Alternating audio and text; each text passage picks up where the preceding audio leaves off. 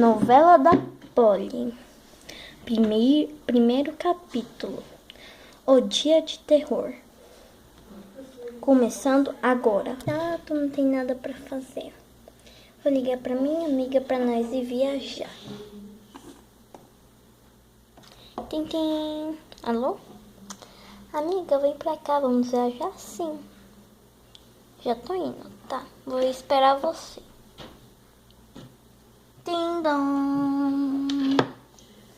Cheguei. Nossas magias estão aqui, ainda falta só uma pessoa. Tim-dom.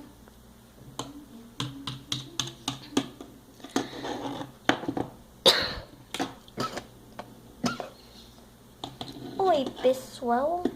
Oi. Vamos para aeroporto. Então agora é só esperar o avião pro Hotel Bruxas Felizes. Vocês saberão o que aconteceu no próximo capítulo. Tchau!